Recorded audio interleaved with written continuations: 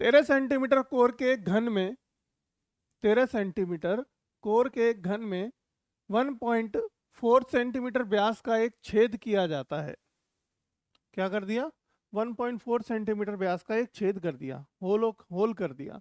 कितने? 3 centimetre core के घन में।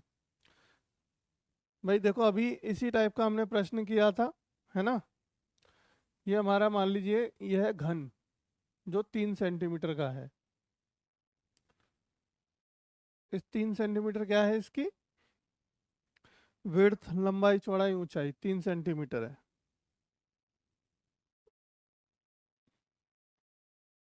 अब वो क्या कह रहा है हमसे, ये कितना है इसकी एल बी एच सब क्या है? 3 है। क्यों? क्योंकि घन में क्या होता है, तीनों भुजाएं बराबर होती हैं। और इसकी हम क्या, इसलिए हम क्या बोलते हैं इसको, ए और ए बोलते हैं। एल बी एच क्या बोलते हैं यहाँ पे? ए बोलते हैं तीनों को, है ना।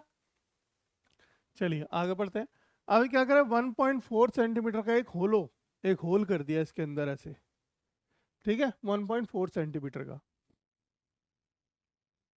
देखो अलग से मैं बना देता हूँ।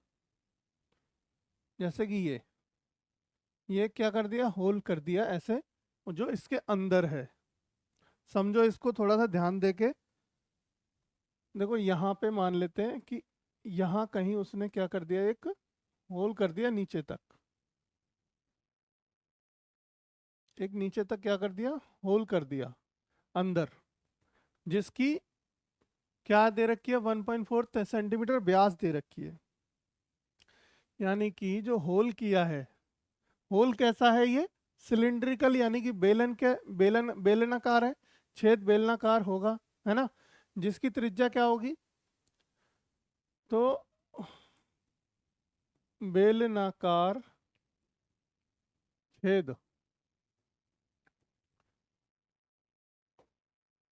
छेद की व्यास दे रखी है हमें कितनी, 1.4 सेंटीमीटर। तो इसकी त्रिज्या क्या हो जाएगी बच्चा, इसकी त्रिज्या हो जाएगी 1.4/2, है ना। 1.4/2, इसका मतलब क्या हो जाएगा, पॉइंट हटाएंगे, नीचे 0 लगाएंगे, 14/20। इसका मतलब 2 से घट गया 7 बार, 2 से घट गया 10 बार, तो 7/7/10 क्या आ गई, त्रिज्या आ गई। 7/10 लिख सकते हैं, मतलब कि त्रिज्या इसके लिए। अब वो पूछ रहा है हमसे कि छेद का आयतन ज्ञात कीजिए। आयतन ज्ञात कीजिएंगे। देखो हमारी त्रिज्या कितनी आई निकल के, d बराबर था 1.4, r निकाला हमने 7/10, है ना। और हमारी यहाँ पे h, जो h होगी बेलनाकार छेद की ऊंचाई, अगर हम बात करेंगे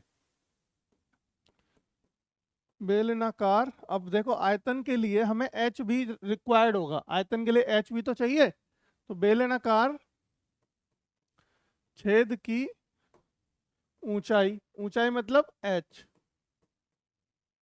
कितना होगा, h क्या होगा हमारे पास, बराबर व्यास, यानी बराबर हमारे घन के कोर की, जो घन 3 सेंटीमीटर कोर है वही 3 होगी। भाई घन का जो कोर है उतना ही तो, अब जब छेद करोगे तो कितना होगा, जितनी उसकी ऊंचाई है। घन की ऊंचाई कितनी है, 3 ही है, तो 3 होगी, है ना। अब हमारा निकाल लीजिए आयतन।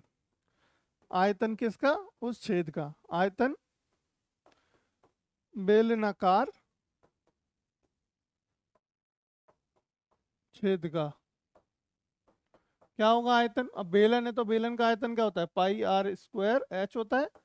अब πr² h है, तो यहाँ पे रख दीजिए पाई की वैल्यू 22/7, गुणा आर का मान कितना है 7/10, गुणा 7/10, गुणा 3। ठीक है, h कितना है, 3 है। ठीक है, अब रख दीजिए, देखो इसको डिवाइड कर दो, माइनस कर, जो भी कटता है वो काट दो।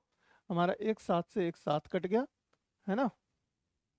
एक 7 से एक 7 कट गया। ऊपर क्या हो गया, 7×3 = 21, यानी 22×21 बटे नीचे आया 100। 22×21 बट नीचे आया कितना, 100। अब इन दोनों का मल्टीप्लाई करो, 22 और 21 का।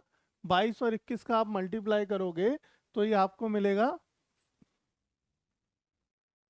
देखो 21 दूनी 42, एक काम करते हैं, कर ही लेते हैं।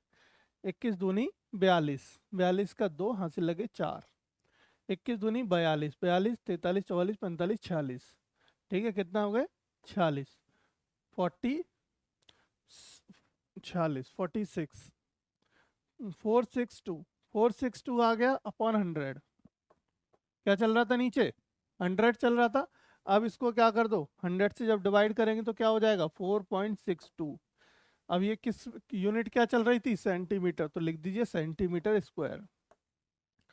सेंटीमीटर आयतन है तो क्या आएगा, क्यूब आएगा। यही सब गलतियां आप बिल्कुल भी नहीं करके आएंगे एग्जाम में, कि स्क्वायर लगा दिया, इसी से नंबर काट लेगा वो एग्जामिनर, कि अगर घन की जगह आपने क्या चढ़ा दिया, वर्ग चढ़ा दिया, घन की जगह वर्ग चढ़ा दिया, तो इसी के आपके नंबर कट जाएंगे, डेफिनेटली कटेंगे, ठीक है। तो ये आपका आ गया 4.62 सेंटीमीटर स्क्वायर आंसर। और यानी कि ऑप्शन नंबर कौन सा हो गया सही, ए ऑप्शन आपका बिल्कुल सही आंसर हो गया। ठीक है बच्चों, बताओ कोई डाउट, कोई दिक्कत, कोई क्लियर। देखो ऐसा ही था पहले, उसमें क्या था, पूरा पूरा काटा था, मैक्सिमम वॉल्यूम का काटा था। इसमें क्या है, उसने दे दिया कि 1.4 दे रखी है, 1.4 दी है, जो हमें उसका ब्याज दिया है जिसको काटा गया इसके अंदर से 1.4 सेंटीमीटर का। पूरा तो हमारा था 3 था, फिर 1.4 सेंटीमीटर का काटा है, बस इतना सिंपल था प्रश्न।